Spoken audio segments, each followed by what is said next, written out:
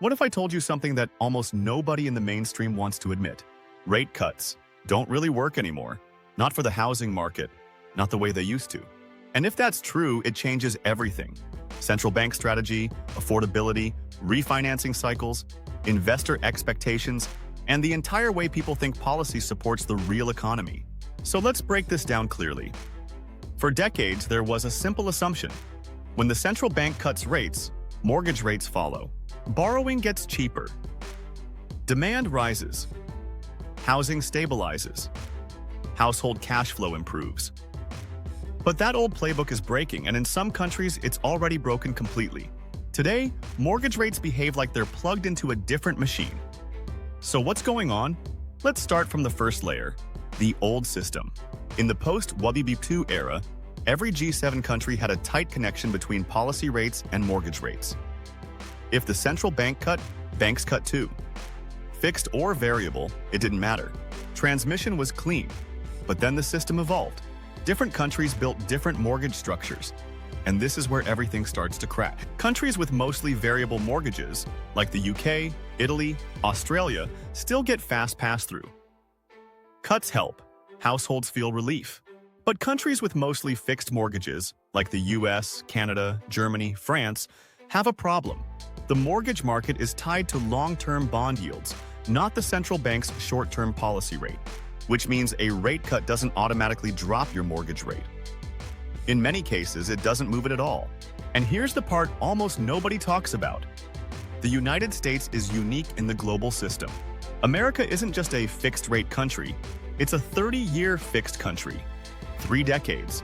You lock your mortgage once, and you're done. Compare that to Canada, where the fixed rate is mostly 5 years, not 30. 5 dives, meaning when rates rise, Canadians feel the pain almost immediately, and when rates fall, they feel relief almost immediately too. But in the US, it's the opposite. Rate hikes barely hit homeowners who locked in years ago. But rate cuts don't help homeowners either, because almost nobody needs to refinance. This makes the US one of the weakest monetary pass-through systems in the world. Cuts simply don't move households. Now, let's peel the second layer, the bond market. This is the real driver. Mortgage rates sit on top of the 10-year yield.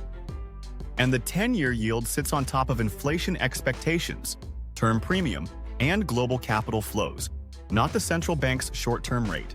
So even if the central bank slams on the brakes and cuts aggressively, long-term yields might not fall, or they fall very little. Or if inflation risk is rising, they rise instead. Think about the US after 2022. The Fed was hiking, but the mortgage market moved ahead of them. Then the Fed paused, but mortgage rates stayed high. Then inflation cooled, but spreads widened. The link was never clean. And here is the third layer. And this is where the system fully disconnects. The health of the banking and credit system itself.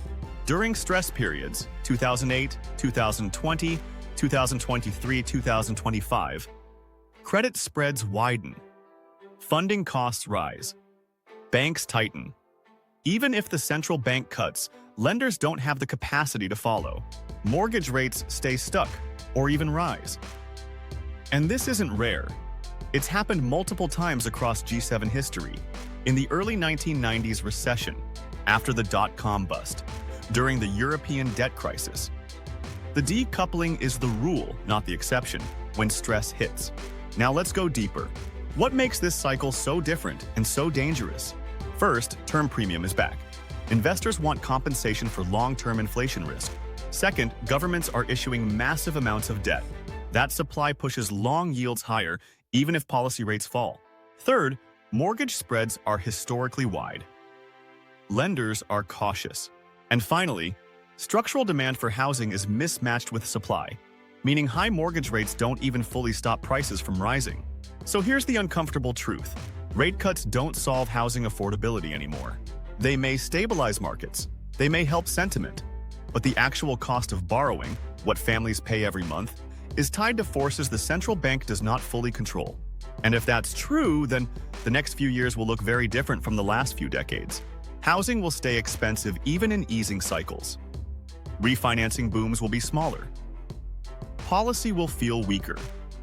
Investors will need to think in terms of long-term yields, not just central bank decisions. And households should understand the old playbook is gone. The pass-through is broken. This is Second Level Signals, Global Notes by JP. If you found this helpful, comment, like, share, and hit the bell. We're building the strongest macro community on the platform, one signal at a time, together.